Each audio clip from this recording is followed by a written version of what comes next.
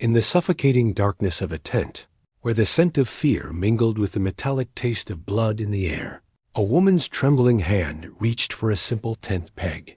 Outside, the thunder of iron chariots had fallen silent, replaced by the desperate gasps of a fleeing commander who thought himself safe. This was not how legends were supposed to end, not with household tools in the hands of the forgotten, not with whispers instead of war cries. Yet in this moment, the fate of an entire nation balanced on the edge of a humble spike of wood, wielded by a woman whose name history would barely remember. But to understand how we arrived at this pivotal moment, we must journey back to where it all began, in a land torn between faith and survival, where the very foundations of a people trembled under the weight of oppression and the promise of deliverance, hung like morning mist over the ancient hills of Israel. The land stretched before them like a patchwork quilt, its seams frayed and threatening to tear apart at the slightest touch. This was early Israel, long before the glory of kings and the majesty of united kingdoms. Here, in this fragmented wilderness of hope and desperation, 12 tribes clung to their identity, like shipwrecked sailors clutching driftwood in a storm-tossed sea. Each morning brought uncertainty. The Israelites woke not to the comfort of consolidated power, but to the harsh reality of a confederation held together by nothing more than shared ancestry and whispered promises of a covenant made with their fathers. Some tribes nestled in the protective embrace of rolling hills, their terraced fields carved into the mountainsides like steps leading to heaven. Others spread across fertile valleys, where rivers carved silver ribbons through emerald meadows, while still others made their homes near the rushing waters that brought both life and the constant threat of flood. Yet for all their scattered diversity, they shared one common burden that pressed down upon them like the weight of storm clouds, heavy with rain. The Canaanite city-states surrounded them like wolves circling wounded prey, their iron weapons glinting in the sunlight, their chariots rolling across the plains with the inexorable power of approaching thunder. These were not mere neighbors, but predators who coveted every patch of ground, every well, every olive grove that the Israelites called home. The threats came from all directions, shifting like sand dunes in the desert wind. Nomadic raiders swept down from the north, their battle cries echoing across the valleys like the howls of jackals. From the east came the Moabites and Ammonites, pressing against the borders with the patience of vultures waiting for the moment of weakness. The Philistines gathered strength along the coast, their superior metallurgy and military organization casting long shadows over the inland territories. In this cauldron of competing peoples and clashing ambitions, Israel found itself caught in a cycle as predictable as the changing seasons, yet as devastating as earthquake. The book of Judges painted this pattern in stark, unforgiving strokes. The people would drift from their ancestral faith like sheep, wandering from the shepherdess voice, forgetting the laws that bound them to something greater than survival. Then would come the inevitable consequence. Foreign rulers would rise like floodwaters, submerging their independence beneath waves of tribute, forced labor, and humiliation. In their desperation, the cry would go up from every tent and hovel, every field and marketplace, a wail of anguish that rose to heaven like smoke from sacrifice. How long, O Lord? How long must we endure? And in that darkest hour, when hope seemed as dead as winter grass, deliverance would come. Not from expected places, not from the mighty or the well-connected, but from ordinary people touched by extraordinary purpose. These deliverers were called judges, though they bore little resemblance to the robed magistrates of later ages. They were warriors and prophets, farmers and shepherds, men and women who emerged from obscurity when the need was greatest. Some, like Ehud, were left-handed assassins who turned their apparent weakness into deadly advantage. Others, like Gideon, were reluctant heroes who doubted their own calling until divine signs convinced them otherwise. A few, like Samson, were mighty in strength but flawed in character, their victories tainted by personal failings that would ultimately lead to their downfall.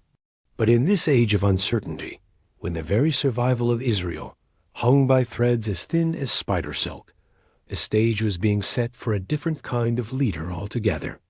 The land groaned under oppression, its people scattered and demoralized, their tribal councils reduced to whispered conversations in hidden caves and remote valleys. Trade routes that had once brought prosperity now served as highways for enemy armies.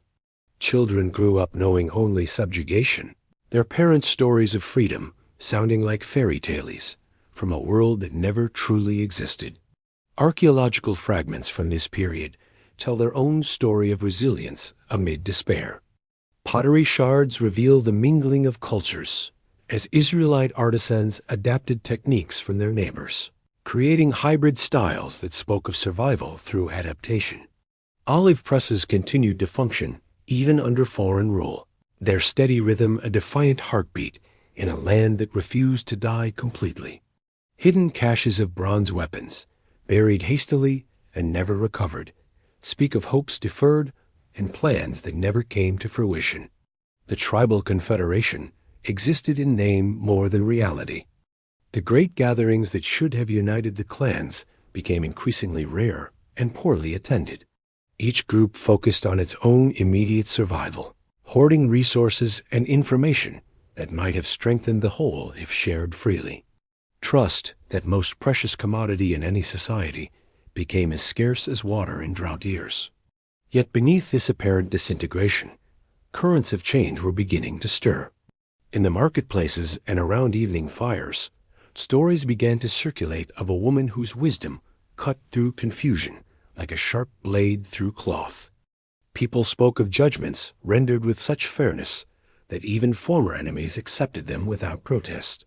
They whispered of prophetic words that came to pass with unsettling accuracy, of visions that revealed hidden truths about the present and glimpses of possible futures. The palm tree became a symbol before anyone understood its significance. Travelers would make deliberate detours to pass near it, hoping for a glimpse of the figure who sat beneath its broad fronds. Some came with disputes too complex for local elders to resolve. Others brought questions of law and custom that had no clear precedents.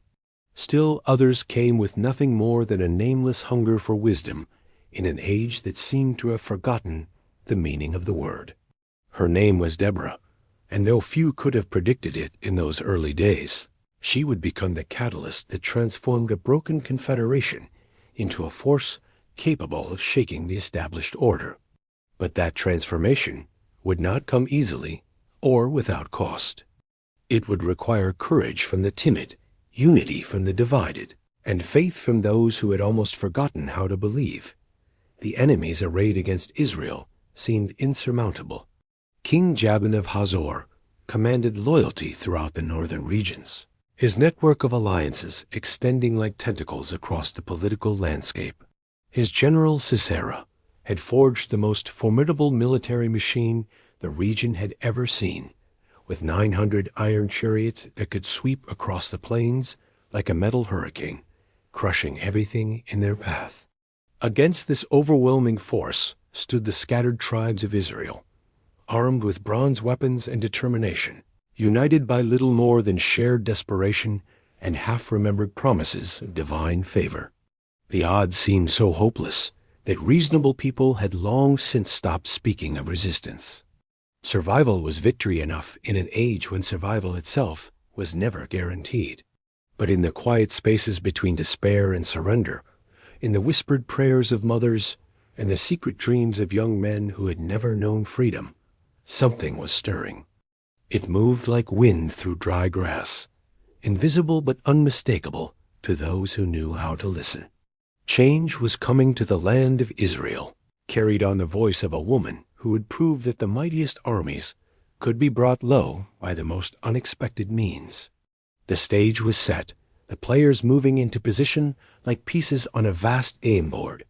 Soon, very soon, the quiet woman beneath the palm tree would speak words that would echo through the centuries, calling a reluctant warrior to arms and setting in motion events that would change the course of history forever. Between Ramah and Bethel, where the ancient trade road curved around the base of a weathered hill, stood a palm tree that had witnessed generations come and go.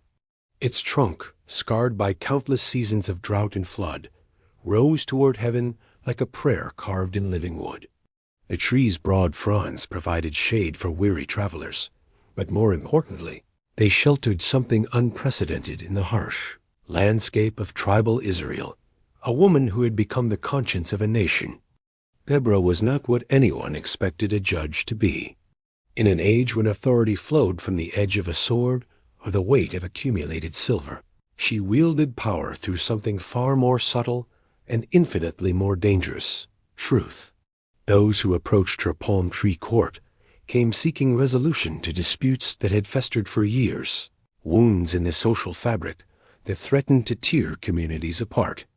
They left with judgments so precisely crafted, so perfectly balanced between justice and mercy, that even the losing parties walked away feeling heard rather than defeated. Her appearance was unremarkable by the standards of her time. She wore no crown of gold, carried no scepter of ivory, commanded no palace guard. Her garments were well made but simple, the kind worn by successful merchants' wives or the daughters of prosperous farmers. Her face bore the marks of a woman who had lived through hardship but not been broken by it, laugh lines around eyes that missed nothing, a mouth quick to smile but quicker still to speak uncomfortable truths.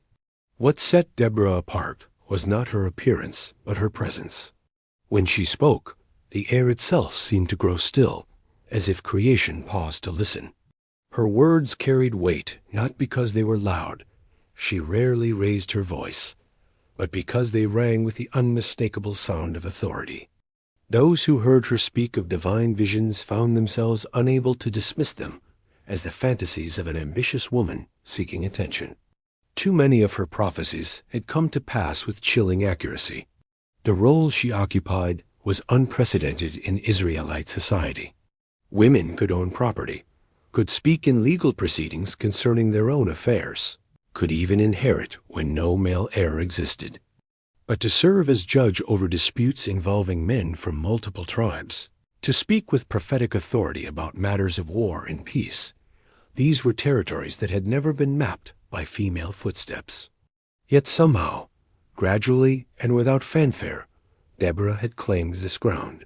It began with small things: a boundary dispute between neighboring farms, a question about the ownership of a well, a disagreement over the terms of a marriage contract. Her solutions were so elegant, so obviously right, that word began to spread.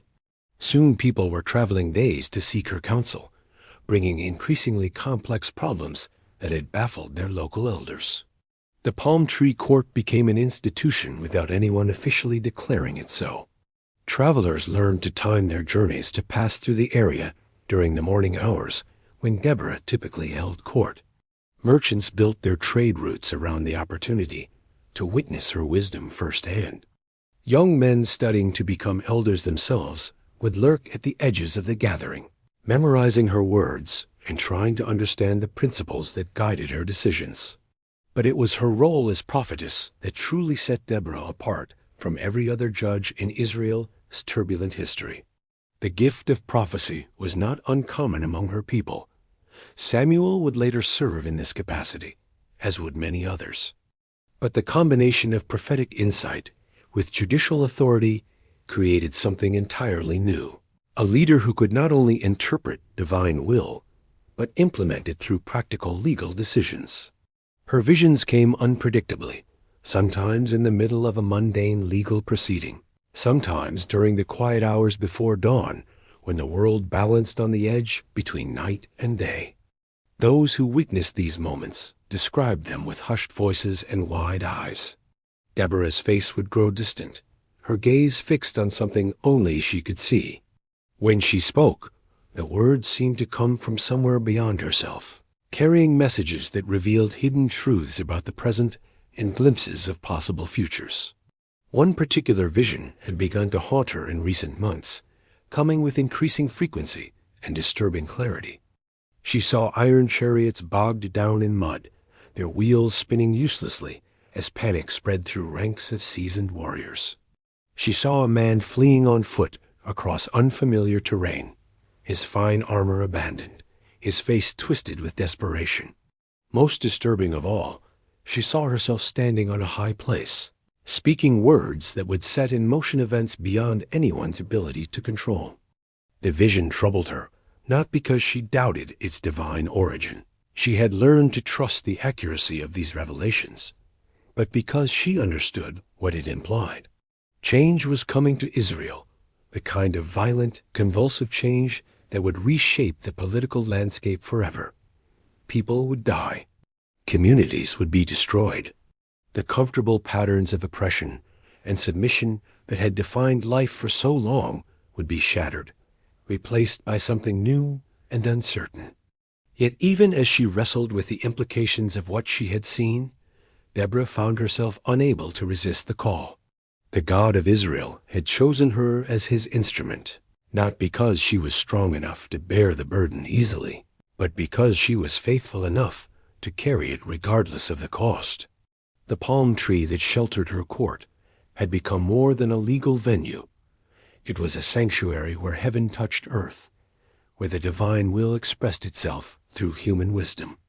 The people who came to her began to sense that something was building beneath the surface of their routine interactions. The questions they brought grew more urgent, more focused on matters of survival and resistance. Young men asked hypothetical questions about the laws governing warfare. Tribal elders inquired about the protocols for calling a general muster. Mothers worried about their sons and asked veiled questions about the signs that preceded divine intervention in human affairs. Through it all, Deborah remained steady and patient, dispensing wisdom with the same measured care she had always shown. But those who knew her best could see the change in her eyes, a distant focus that spoke of visions too terrible and too wonderful to share freely. The storm was coming, she knew, and when it arrived, the woman beneath the palm tree would be called upon to guide her people through the tempest or watch them be destroyed by it. The oppression that had settled over the land like a suffocating blanket was about to be challenged. The iron chariots that had rolled unchallenged across the plains for 20 years would face an enemy they had never encountered, the righteous fury of a people finally united under divine command. And at the center of it all would stand Deborah, prophetess and judge, speaking words that would echo through eternity and change the course of history with the simple power of truth spoken at exactly the right moment. The palm tree swayed gently in the evening breeze, its fronds whispering secrets to the darkening sky. Soon, very soon, those whispers would become a shout that would shake the foundations of kingdoms and remind the world that the God of Israel had not forgotten his people, no matter how dire their circumstances appeared or how impossible their deliverance seemed. The shadow that had fallen across the land was not cast by any natural thing. It was darker than storm clouds, more oppressive than the heat of summer drought, more suffocating than the smoke of burning cities. For 20 long years this shadow had grown stronger and more terrible, fed by the iron will of a king whose very name sent shivers through the hearts of those who heard it whispered in marketplaces and around evening fires. King Jabin of Hazor was not content with mere conquest. Other rulers might be satisfied with tribute and submission, but Jabin understood something more profound about the nature of dominion. True power lay not just in crushing resistance, but in making resistance seem impossible, not just in defeating enemies, but in making them forget they had ever dreamed of freedom. His method was systematic and ruthless in its efficiency. Unlike the dramatic conquests of kings who swept across the landscape like wildfire, leaving devastation in their wake, Jabin's oppression was subtle, gradual, inexorable. It crept into every aspect of Israelite life like water seeping through limestone, slowly but inevitably transforming the very bedrock of their society. The economic stranglehold came first. Trade routes that had connected Israelite communities for generations were redirected through Canaanite-controlled checkpoints where officials demanded ever-increasing taxes and fees. Caravans that had once moved freely between tribal territories now required permits, escorts, and payment schedules that ate away at profit margins until many merchants simply abandoned their routes altogether. Farmers found their harvest quotas increased yearly, justified by elaborate explanations about regional security needs and administrative costs. Those who protested were reminded of the iron chariots that could arrive at any settlement within hours, rolling across the countryside with the unstoppable force of an avalanche. Most learned to keep their complaints to themselves and pray that the next season would bring better fortune. But it was the psychological aspect of Jabin's rule that proved most devastating. He understood that a people could endure physical hardship if their spirits remained unbroken, but break their hope and they would submit to almost any degree of suffering. His agents moved throughout the region, not as brutal occupiers, but as helpful administrators, always ready with reasonable explanations for unreasonable demands, always offering small concessions that masked larger capitulations. Children grew up never knowing what freedom looked like. The stories their grandparents told of independence and self-determination sounded like fairy tales, pleasant fantasies that had little connection to the practical realities of daily survival. Young men learned to measure their ambitions against the boundaries set by Canaanite officials. Young women accepted that certain opportunities were simply not available to people of their station and background.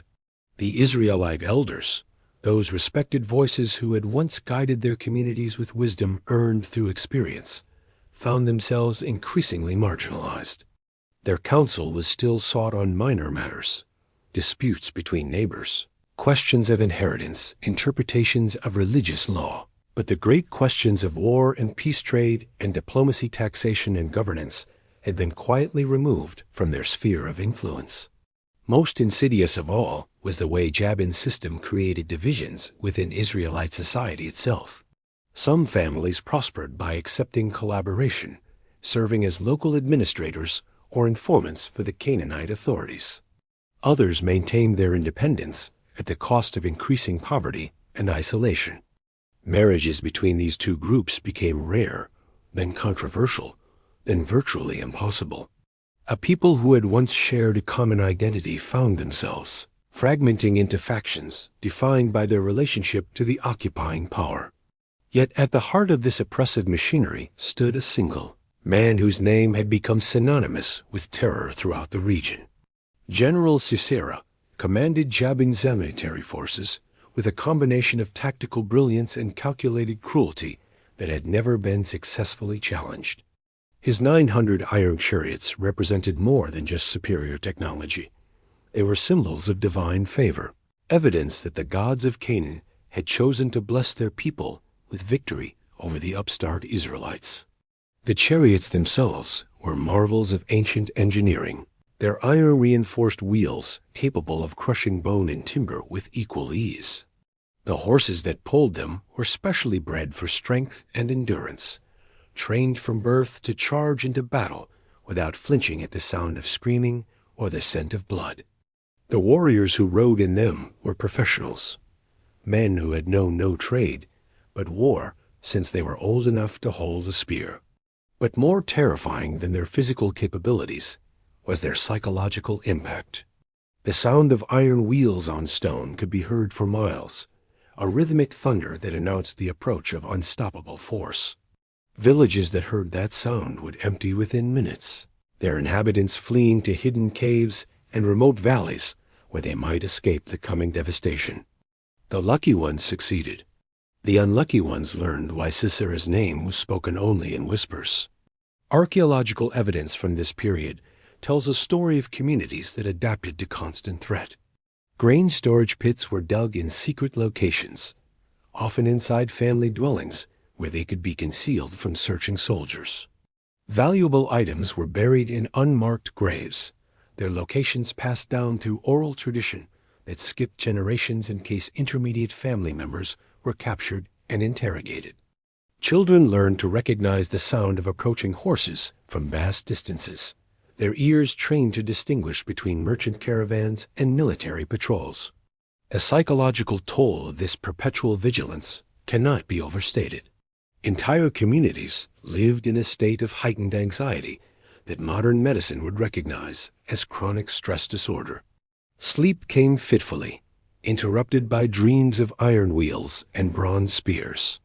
Festivals and celebrations were muted affairs, always ready to be abandoned at the first sign of approaching danger. Even religious observances took on a clandestine quality, as if the very act of worshiping the God of Israel had become a form of resistance that invited retaliation.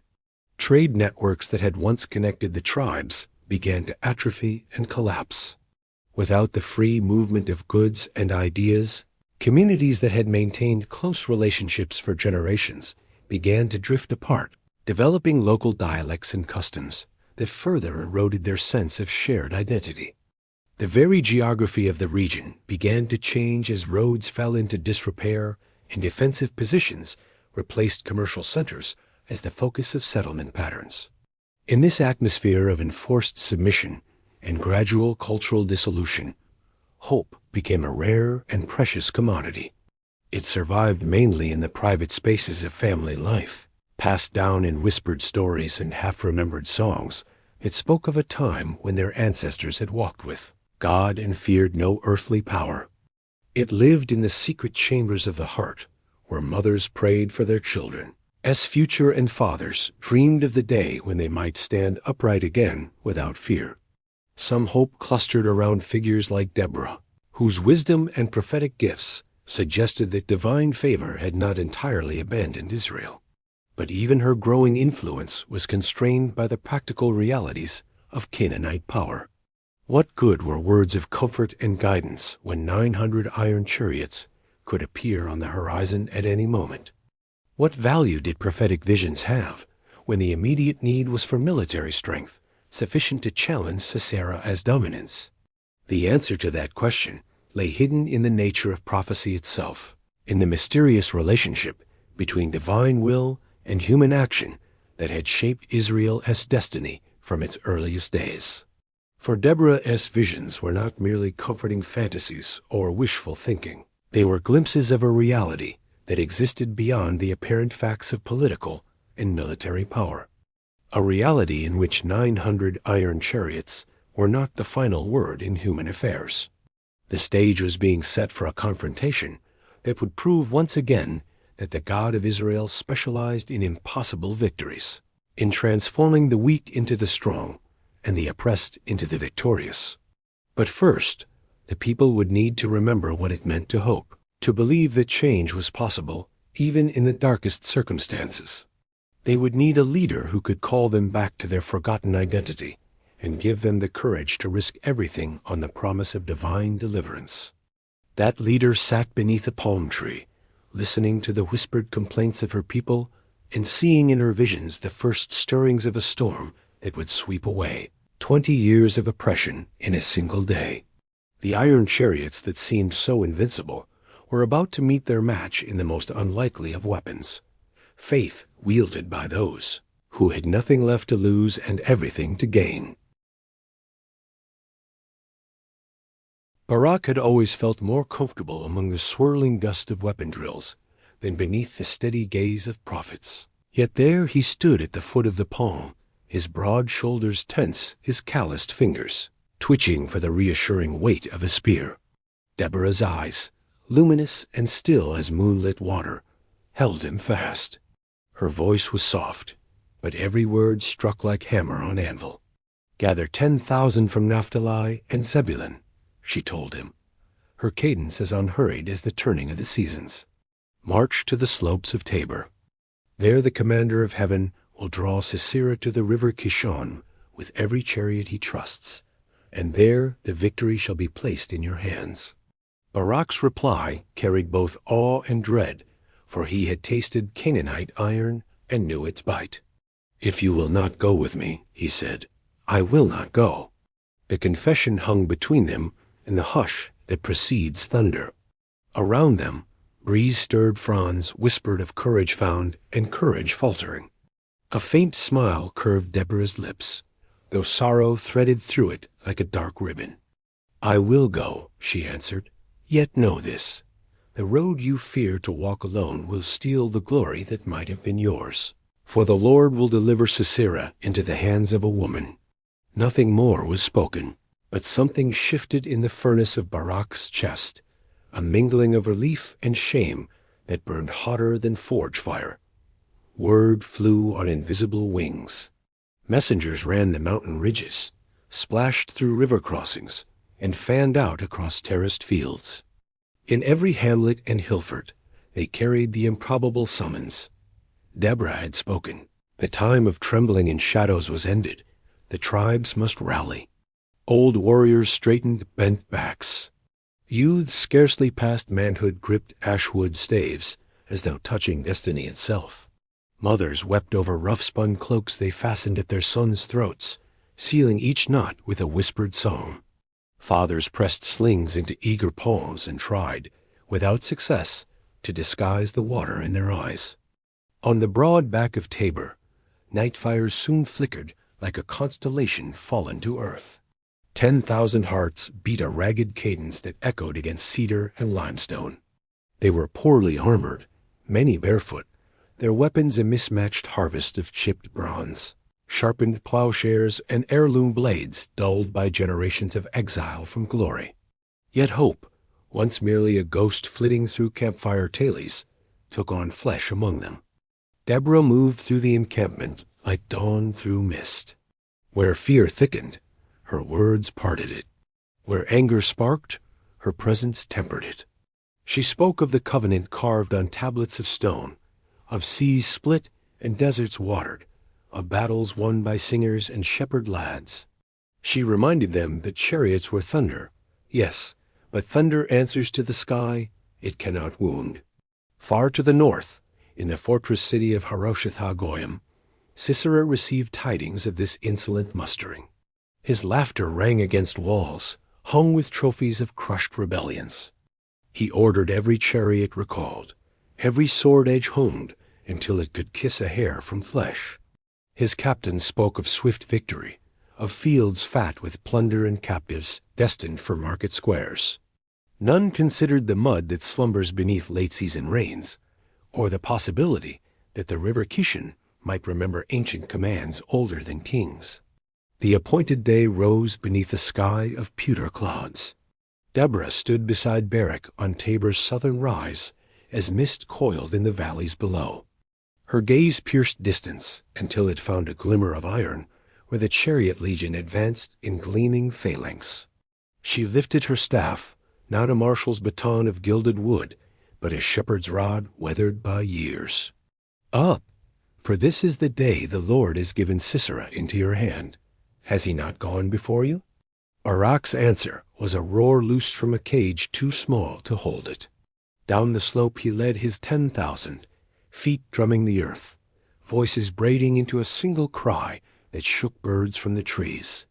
Sisera's front ranks wheeled to meet the charge, confident as stone. Yet at that moment the sky split with a growl deeper than any war horn. Clouds burst. Rain fell not in drops, but in torrents, a deluge that hammered helms and turned firm ground to grasping clay. Iron chariots, unstoppable on dry plain, found their wheels mired, axles screeching protest. Horses reared, nostrils flaring in terror as mud clung like hands. Drivers shouted, whipped, cursed, but metal sank, and the swift became still. Into that chaos poured the tribes of Naphtali and Zebulun, their humble weapons wielded with the fury of generations silenced. Blades struck bronze and bone. Sling stones hissed through sheets of rain. The very earth seemed to rise against Sisera's host. Caught in the maelstrom, Sisera abandoned the chariot that had once seemed extension of his own arm. He leapt into rising waters, splashed firmer ground, and fled on foot, shedding the symbols of rank that marked him prey. Barak pursued until distance blurred the commander's form into the downpour, then turned back to complete the rout, driving remnants of the legion into Kishon's swollen embrace. Sisera's flight carried him to the scattered tents of the Canaanites, smith folk bound by ancient treaty to Hazor, yet ever walking a narrow road between powers. He stumbled upon the encampment of Heber, whose wife Jael stood alone at the threshold. Seeing the mud-spattered general, she spoke with the practiced calm of those accustomed to living under another man's sword. "Turn in, my lord, fear not," she murmured, and he, desperate as hunted animal, entered. She gave him milk, cooled his brow with gentle hands, and covered him with a blanket that smelled of wool and wild thyme. "Stand in the doorway," he whispered, "lids already heavy. If any man comes and asks, tell him no one is here." She nodded, and he slept the sleep of exhaustion, trusting the thin walls of a tent more than the fields choked with his fallen. What passed next did so in silence older than law. Jael's fingers closed around a wooden peg, and the mallet used each morning to stake her dwelling against wandering wind. She knelt beside the slumbering giant, eyes reflecting the flicker of a small lamp. For a heartbeat, she watched his chest rise and fall. Then she placed the point above his temple and brought the hammer down with a single stroke that shook bones and history alike. Blood blossomed crimson across coarse fabric. The conqueror's breath fled into night. When Barak arrived, Jael stepped forth to meet him, calm as dawn after storm. "Come," she said, leading him beyond the hanging skins, "and I will show you the man you seek." There lay Sisera, pinned to earth by household iron. The reign of terror ended not by spear or chariot, but by a woman's steady hand. News raced south faster than riders could spur their mounts. Throughout Israel, shouts became songs, lamentations turned to dance. Deborah lifted her voice in praise, weaving words that would echo down corridors of time, celebration and warning, entwined like vine on oak, that victory belongs to the Almighty, that power can spring from least expected soil, and that faith, once awakened, need never bow to fear again. Yet triumph births its own trials. A toppled tyrant leaves a vacuum thieves rush to fill, and the joy of deliverance must share the hearth with the sober work of rebuilding. Fields trampled by hooves must be sown anew. Fractured tribes must learn the uneasy art of walking as one. Deborah saw these truths even amid the revelry, sensed in the distant horizon the shadows of battles yet unimagined. But for one bright season, the land tasted peace as sweet as new wine, and children who had known only the rumble of iron learned the gentler thunder of laughter. Thus the palm that once sheltered whispered petitions now heard voices lifted in thanksgiving.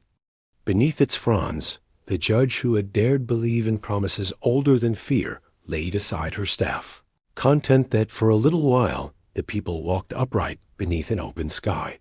And high above, where clouds drifted like slow ships across a sapphire sea, the unseen writer of stories inscribed one more line upon the parchment of eternity, that when the humble stand, the mighty tremble, and hope once kindled can set a nation ablaze. The river Kishon, swollen witness to broken chariots, rolled on toward the great sea, its waters murmuring of fallen pride and risen courage. And somewhere beyond sight, another season was already stirring. For in the world of men and angels, endings are but doorways, and every victory sows the seeds of future choice. Smoke still clung to the dawn like a wounded ghost, drifting above abandoned chariots and shattered shields when Deborah rode from Tabor toward the northern horizon. Her lips tasted the cool promise of morning, yet her gaze pierced past sun-blushed hills to the distant walls of Hazor, where a king who called himself invincible now trembled behind cedar gates. The land had exhaled after its night of thunder, but the breath of freedom is fragile, as she knew a single gust of fear could snuff it out forever. Barak marched at her side, footsteps muffled by churned earth thick with yesterday's rain. 10,000 weary soldiers followed, their spirits buoyed by victory, yet stretched thin as bowstrings by hunger and grief. They had buried friends beneath cairns of river-washed stone. No priestly chants, no lingering farewells, only swift prayers, before resuming the relentless northward push. Each mound stood as both grave and milestone, marking the road from oppression to deliverance, a road that now demanded one last stride. Yet Deborah felt resistance gathering like silt in unseen eddies. Rumors rippled through the ranks. Talk of returning home to sow winter barley, of tending vineyards drowned beneath Kishon's flood, of wives and children left unguarded against raiders who smelled opportunity in every emptied village. She sensed the fragile weave of tribal resolve beginning to fray, each thread tugged by private need. Unity forged in crisis was already cooling, threatening to snap at the threshold of triumph. She urged her mount onto a rocky outcrop that overlooked the column. Wind tugged at her cloak. Dust settled in the lines of her weathered face. In a voice neither raised nor hurried, she spoke a single exhortation that curled through the morning air and lit expectant sparks behind tired eyes. She reminded them that fields could be replanted only if tyranny stayed buried, that children laughed freely only when chains were ground to dust, that harvest songs rang sweetest over soil, untainted by blood tax and fear. The words flowed like fresh water in a parched ravine. Murmurs of assent rose, gathering volume until they surged into a roar that rolled across the valley and slapped against Hazor's ramparts long before the army arrived. Within those walls, King Jabin paced circles upon imported rugs, each turn wearing deeper grooves into embroidered maps of his lost dominion. Envoys returned with tales of iron wheels mired, elite archers drowned, Sisera falling to a woman's hand. In desperation, he emptied treasuries to hire foreign lancers mercenaries who valued coin above cause, but their banners fluttered without conviction, shadows of loyalty purchased too late. Gold cannot mask the scent of imminent defeat. Soldiers smelled it and tightened purse strings of caution. As Deborah's force encamped outside Hazor, twilight painted stone towers in bruised hues. Barak surveyed defenses, double walls crowned with crenellations, inner quarters stocked from months of siege. Victory by starvation would cost more lives than yesterday's flood. Night fires flickered while captains debated ladders, rams, tunnels, a catalogue of blood and time. Deborah slipped from the council before moonrise and walked alone to the perimeter where watchtowers loomed against starlit sky. She listened not for human footfalls, but for that quiet stirring in the soul where divine whispers find purchase.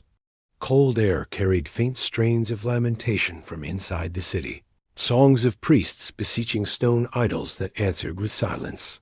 And beneath those dirges she caught another sound, almost lost against the moan of wind, hammers striking bronze in a hurried cadence. In sight flared Hazor's blacksmiths labored to refit the few chariots spared by Kishon, banking hope on nettle salvation. Yet in their haste they quenched wheels and stolen water from city cisterns, water already rationed for civilians. Desperation consumes itself, she thought. Greed will finish what courage began. At dawn she summoned Barak and outlined a plan that required neither siege works nor prolonged hardship. Her scouts would ignite granaries beyond the inner wall, driving panicked citizens toward the palace square where mercenaries billeted. Grain smoke would choke narrow lanes, sicken horses, and sour the temper of contract warriors, unaccustomed to famine stench. Then, while confusion flowered, Barak's slingers and archers would rain firepots upon the hastily repaired chariots, shattering their brittle, over-quenched wheels into molten ruin. No battering ram could rival a city collapsing from within.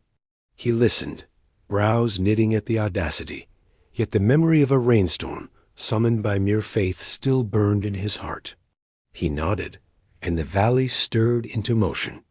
By mid-morning, pillars of smoke coiled skyward, their black serpents twisting above parapets. Hazor's streets boiled with terrified throngs, seeking water that no longer flowed. Mercenaries spat curses at unseen saboteurs, blades flashing against fleeing commoners, until chaos turned hired cohesion into splintered distrust. In that moment, Barak unleashed his storm. Clay jars packed with pitch soared over the walls, shattering against chariot yards, where newly forged axles glowed faintly from rushed tempering. Flames leapt, iron shrieked under sudden heat, and what remained of Sisera's pride melted into slag. Panic breached gates stronger than cedar. Frightened defenders flung them wide in frantic exodus. Deborah's vanguard poured through like tide through broken levee.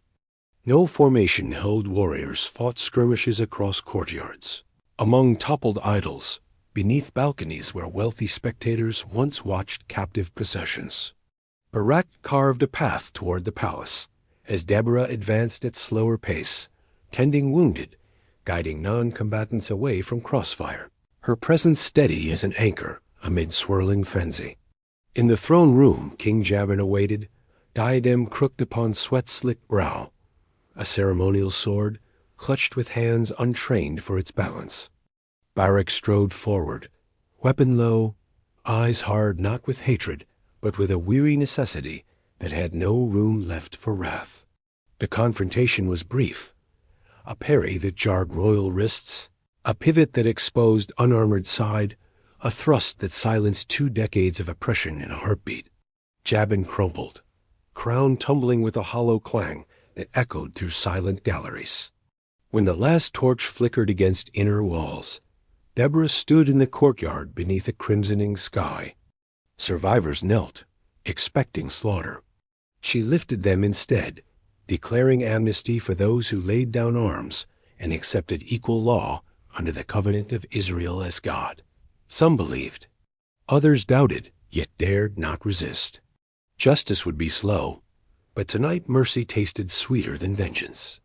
The army began its southward journey within days, escorting prisoners, widows, and orphans alike, for deliverance must cradle compassion, lest victory curdle into new tyranny.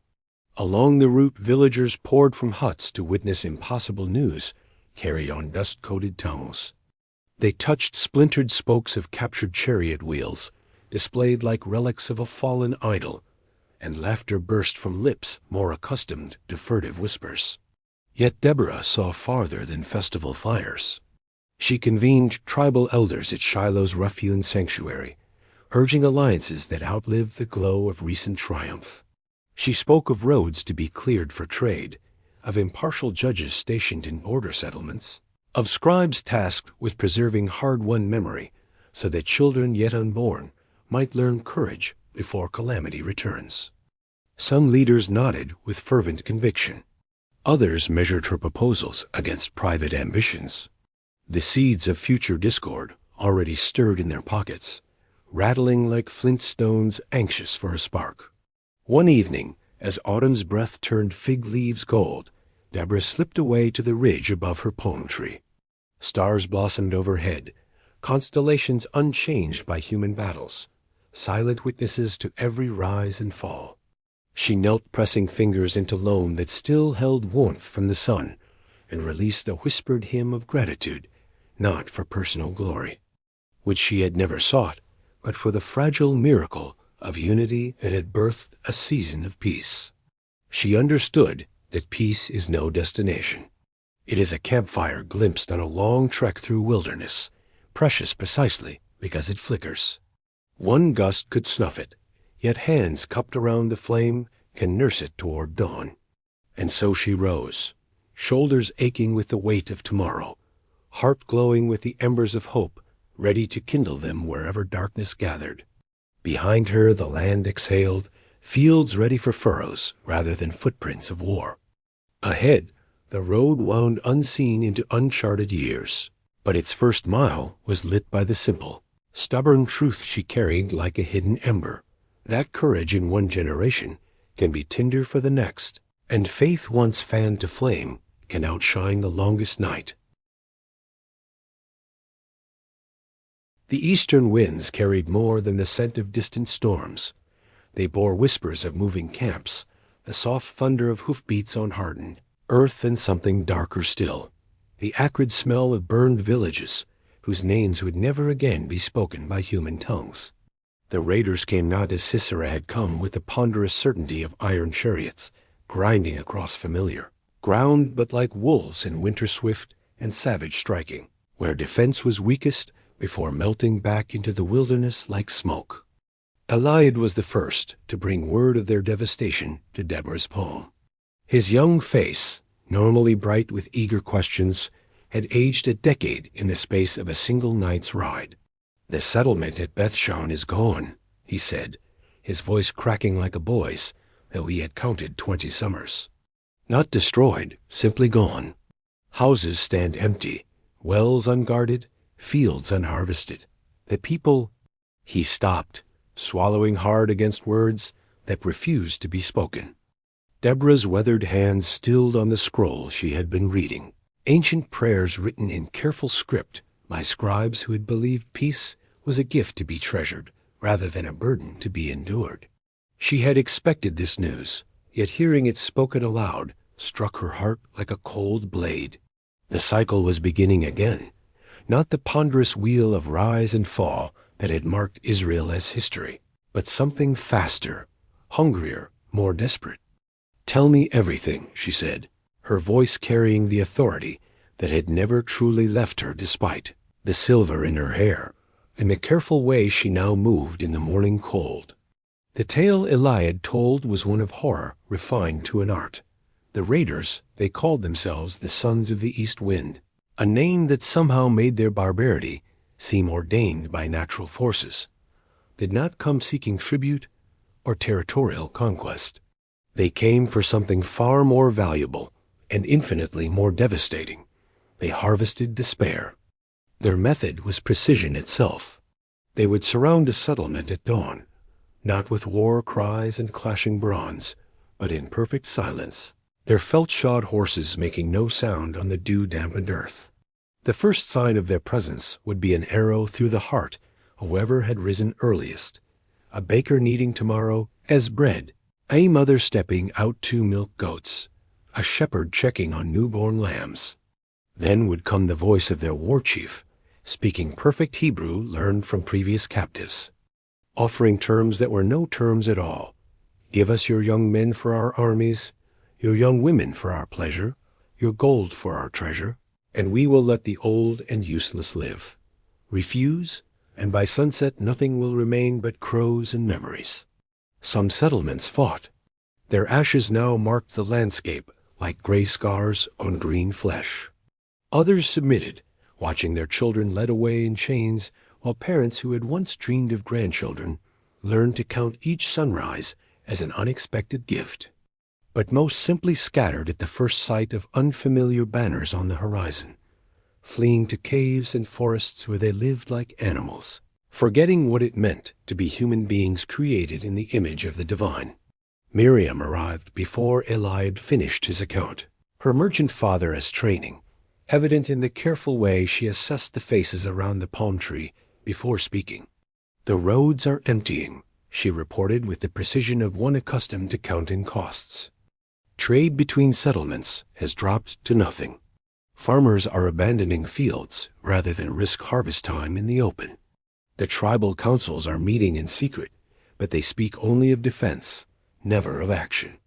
Josiah came last, as was his habit, preferring to listen before contributing his own observations. But when he spoke, his words carried the weight of careful thought. My grandfather's friends whisper of sending tribute, gold, and livestock to buy peace with these raiders. They say Israel has grown soft in prosperity, that we lack the stomach for another war. The 3 young people looked at their teacher, waiting for the wisdom that had guided their people through darker times than these. But Deborah sat in silence, her eyes fixed on something beyond their sight, beyond the horizon where smoke still rose from settlements that would greet no more dawns. When she finally spoke, her voice carried tones they had never heard before, not the patient instruction of the classroom, nor the measured judgment of the courtroom, but something that seemed to rise from depths where ancient prophecies slumbered. "Send word to Barak," she said. "Tell him the wheel turns again, and this time we must break it rather than simply ride its revolution." The message that went forth from beneath the palm tree was not a call to arms in the traditional sense. Deborah had learned from 20 years of peace what she had not understood in the heat of war, that victory without wisdom is merely postponed defeat. that enemies vanquished without their cause being understood will return in new forms, that the greatest battles are fought not on fields of bronze and blood, but in the choosing chambers of the human heart. She called not for an army, but for a gathering, representatives from every tribe, every settlement, every family that still remembered what it meant to be children of the covenant. They came reluctantly at first, old men and women who had hoped their fighting days were behind them, young adults who had never held anything sharper than a pruning hook, children whose eyes still held the wide innocence that peace bestows on those born in its shelter. The gathering took place not at some traditional meeting ground or sacred site, but in a broad meadow beside the Kishon, where grass now grew green over the rust stains of Sisera's chariots. The symbolism was intentional. Here they could see with their own eyes what faith and courage had accomplished, could touch with their own hands the evidence that impossible victories were possible when the heart remembered its true allegiances. But Deborah did not begin with rousing speeches about past glories or present dangers. Instead, she told stories, quiet tales of ordinary people making extraordinary choices of women, who chose mercy over vengeance of children, who chose truth over comfort of men, who chose protection of the weak over advancement of the strong. She spoke of Jael, whose tent peg had written the final line of Sisera's story, not because she was a warrior trained for battle, but because she understood that sometimes the most important battles are fought by those who never intended to be soldiers. She spoke of farmers who had shared their scanty harvest with refugees, knowing that their own families might go hungry. She spoke of mothers who had taught their children to recognize the sound of approaching horses, not so they could flee, but so they could warn their neighbors. Every generation, she said, her voice carrying clearly across the gathered multitude, must choose what it will pass to the next. We can pass fear, teaching our children to live as prey, always running, always hiding, always hoping that if we make ourselves small enough, the predators will overlook us.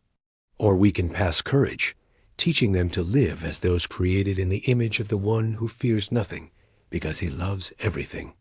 As she spoke, something began to stir in the hearts of her listeners.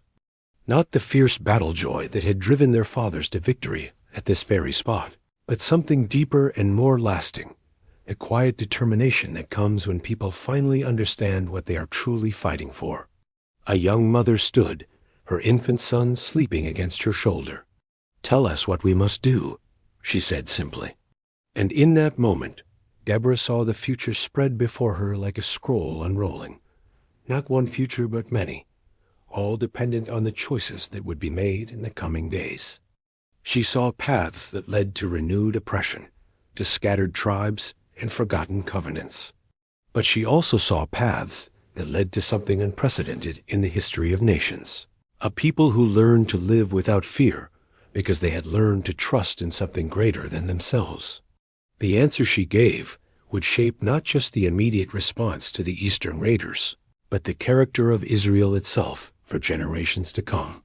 And as she drew breath to speak, the evening star appeared in the darkening sky, steady and bright as the hope that had never quite died in the hearts of the covenant people. The answer that rose from Deborah's lips carried the weight of revelation and the whisper of eternity. First, she had said, we must remember who we are. But as the words echoed across the meadow beside the Kishon, where grass grew green over the rust of ancient chariots, she saw in the faces before her a truth more profound than any she had spoken in 40 years of judging Israel. In the eyes of the young mother who held her sleeping child, Deborah saw the fierce determination of Rachel protecting her young. In the weathered hands of farmers who had abandoned their plows to attend this gathering, she recognized the same calloused strength that had once wielded sickles against Canaanite oppressors. In the straight backs of men and women who had learned to bow only to their God, she witnessed the unbroken spirit that no amount of comfort could corrupt when the hour of testing arrived. "You ask what you must do," she continued, her voice growing stronger as prophetic fire kindled in her ancient bones. But you have already begun. You came when called, though your fields need tending and your shops need minding. You brought your children, though the road was long and the hour uncertain. You stand together, tribe beside tribe, family beside family, as your father stood when iron seemed invincible and hope seemed dead. Eliad stepped forward from among the crowd, no longer the eager student, but a man grown into the fullness of his strength and purpose. Beside him stood Miriam, her merchantess daughter bearing now transformed into the keen gaze of one who had learned to measure worth in currencies deeper than gold. Josiah flanked them, his aristocratic lineage evident in his bearing, but humbled by wisdom, earned through suffering, shared with common folk. "Teacher," Eliad said, his voice carrying clearly across the hushed assembly, "the sons of the east wind count their warriors in thousands. Their horses are swift as desert storms, their weapons sharp as winter wind. They strike without warning and vanish like smoke. How shall we, scattered as we are, stand against such an enemy?" A smile touched the corners of Deborah's weathered lips, and those who stood closest caught a glimpse of the young woman who had once sat beneath a palm tree and dared to dream of impossible victories. "My son," she replied, "you speak as if strength were measured only in numbers, as if victory belonged always to the swift and sharp. But I have seen iron chariots drowned in mud, and mighty warriors flee before the 10th peg in a woman's hand. I have watched heaven weep rain upon the proud, and lift up the humble to inherit the earth." She raised her staff, the same shepherd's rod that had once guided Israel to triumph at Mount Tabor, and pointed toward the darkening eastern sky, where the first stars were beginning to emerge like scattered diamonds on velvet cloth. "The sons of the east wind believe they harvest despair, but they know not what seeds they have truly planted. Every village they empty sends forth those who carry with them the memory of home. Every family they scatter spreads like wind-borne seeds, taking root in new soil, but remembering always the garden from which they came." As if summoned by her words, figures began emerging from the shadows at the meadow's edge. They came slowly at first, hesitant shapes that resolved into the forms of refugees from the eastern settlements. Men and women whose faces bore the marks of loss, but whose eyes burned with something fiercer than grief. They carried with them bundles that held not just possessions but testimonies, charred timber from burned homes, soil from desecrated graves, fragments of sacred objects that their enemies had tried but failed to destroy. "Behold," Deborah called out, her voice rising to embrace both the newcomers and the assembly that turned to welcome them, "the harvest that the sons of the east wind have truly reaped. They sought to plant fear, but they have sown fury. They thought to crush hope, but they have forged it into steel harder than any blade." Among the refugees stepped a figure that made the gathered tribes gasp in recognition. It was Hannah, the aged wise woman of Bethshan, whom all had thought dead in the destruction of her village. She walked with a staff cut from olive wood, her white hair braided with ribbons of mourning, her voice still strong, despite the terrible journey that had brought her to this place. "They came like wolves," she said, her words cutting through the evening air like a blade through silk, thinking to find sheep. But they found instead the children of lions, the sons and daughters of those who learned courage at Kishon. My grandsons fought with farming tools against bronze swords. My daughters-in-law stood guard over the wounded when warriors had fallen. My neighbors chose death before dishonor, and in dying, they planted seeds of resurrection that these eastern raiders can never uproot. Her testimony broke the dam of silence that had held back the flood of stories. Voices rose from throughout the assembly as survivors recounted acts of heroism that had gone unsung, sacrifices that had received no recognition, moments of divine intervention that had passed unnoticed by all save those who experienced them. The meadow filled with testimonies that wove together into a tapestry of such beauty and terror that even the stars seemed to lean closer to listen. Deborah heard them all, her prophet's heart drinking in every word, every tear, every cry of pain transformed into praise. When the last voice had spoken, and silence settled again over the gathering like dew on grass, she stood once more, leaning heavily on her staff, but radiating an authority that age could not diminish. "The sons of the east wind have taught us something precious," she said, her words carrying the weight of final pronouncement. "They have shown us that peace is not the absence of war, but the presence of courage. They have reminded us that freedom is not a prize to be won once and possessed forever, but a garden that must be tended daily, lest weeds choke out the flowers of justice." She turned to face Eliad, Miriam, and Josiah, her chosen ones, her living legacy. "You have learned in classrooms what your fathers learned in blood. You have memorized in comfort what your mothers discovered in anguish. Now comes the hour when knowledge must become wisdom, when understanding must bloom into action." The formal transfer of authority required no ceremony, no ritual passing of symbols or speaking of ancient formulas. It happened in the space between one heartbeat and the next, visible only to those who knew how to look for the movement of the divine spirit from one vessel to another. Deborah's shoulders straightened as if a great weight had been lifted from them, while her 3 disciples seemed to grow taller, their faces taking on the gravity of those who suddenly understand the full measure of their calling. "Go," she said simply, "not as conquerors seeking glory, but as shepherds protecting the flock. Not as avengers thirsting for blood, but as healers seeking to restore what has been broken. The sons of the east wind fight for loot and slaves. You fight for something infinitely more precious, for the right of children to sleep safely in their beds, for the privilege of the weak to speak truth to power, for the covenant promise that justice shall flow like water and righteousness like a mighty stream." What followed was not a battle in any conventional sense.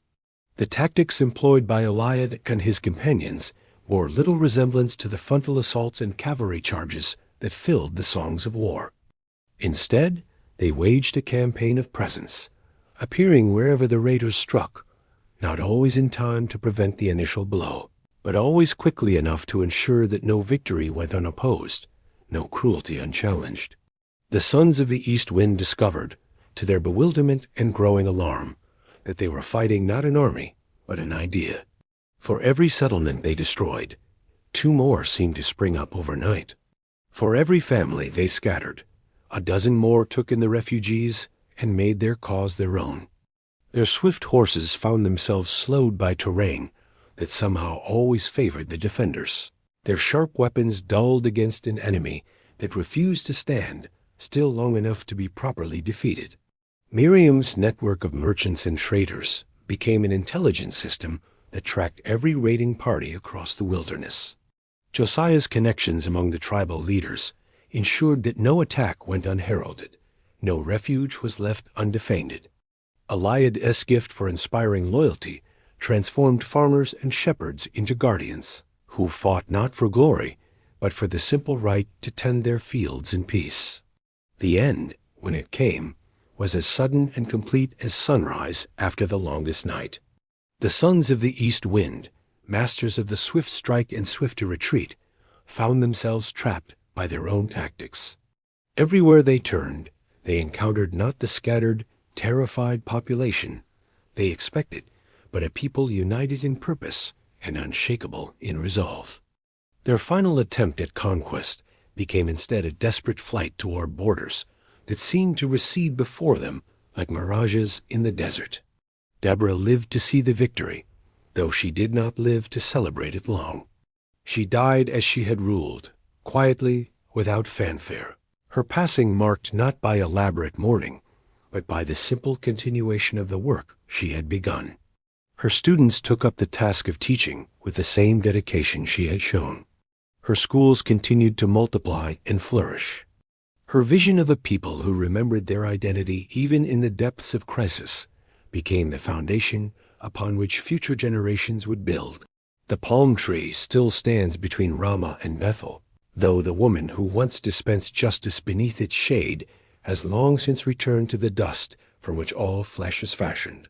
Travelers still pause there for rest and water, And sometimes, when the wind is right and the hour is quiet, they claim to hear echoes of ancient wisdom whispering through the fronds. But the true monument to Deborah's life is not carved in stone or written in scrolls. It lives in the hearts of those who learned from her example that courage is not the absence of fear, but the decision to act rightly in spite of it. It breathes in the voices of those who speak truth, even when truth is unwelcome. It walks in the footsteps of those who choose justice over comfort, mercy over vengeance, hope over despair. For this is the final testament of the woman who judged Israel, that the greatest victories are not won on battlefields, but in the secret chambers of the human heart, where each soul must choose between light and darkness, between faithfulness and betrayal, between the easy path that leads to destruction and the narrow way that leads to life. The stars wheeled overhead in their ancient patterns, silent witnesses to the ebb and flow of human ambition. But in the land of Israel, under their watching light, a people walked who had learned to measure their steps not by the approval of earth, but by the approval of heaven. And in that choice, in that commitment, in that costly decision to remain faithful regardless of consequence, the spirit of Deborah lived on, as immortal as the promises of the one who had called her from obscurity to greatness, from the shadows of a palm tree to the bright heights of eternal remembrance. The wheel of history continued its turning, as it always had and always would. But for those who had learned the lessons written in storm and starlight, in victory and defeat, in the patient wisdom of a woman who dared to believe that impossible things were possible, the wheel no longer turned toward repetition, but toward redemption, carrying them ever closer to the dawn of a day when justice would indeed flow like water, and righteousness like a mighty stream that no power on earth could ever dam or divert.